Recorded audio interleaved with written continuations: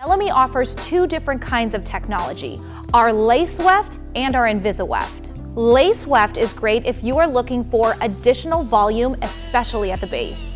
InvisiWeft is great if you are looking for a more discreet enhancement as it lays flatter to the head. Now, although we have two different kinds of technology to choose from, there is one universal installation that I'm going to show you. Now to begin, you'll notice we're going to start by separating the hair at the nape area. We always work in nice clean sections, and you can see I've even parted off the side so I don't have to do anything with that.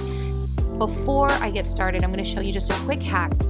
So instead of clipping in above the section, I'm going to come in underneath the section and clip in. That way, if you have those pesky, bulky, heavy weight lines underneath, it just kind of covers everything, especially when you pull your hair forward.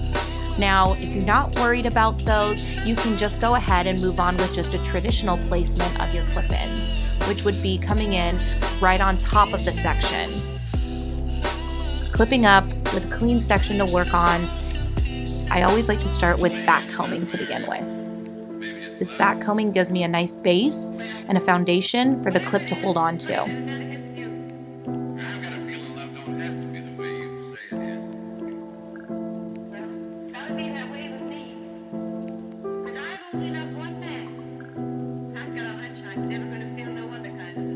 As I make my way up the head and towards the crown, you'll notice that I'm working in very clean sections. Really will vary depending on how many clip-ins you're putting in, but traditionally you're looking at leaving about an inch of natural hair between each one of your clip-in rows.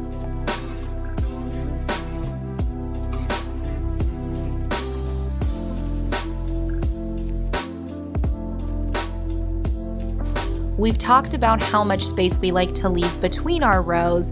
The next question is, how close to the hairline do we work?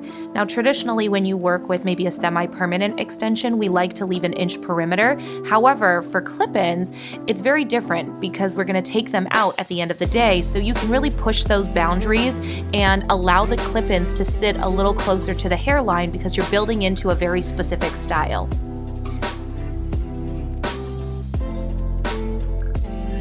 One last tip for your clip-in installation is you will notice that I start with my installation of my center clip first. I'll pull nice and tight and then go ahead and clip in my corner clips.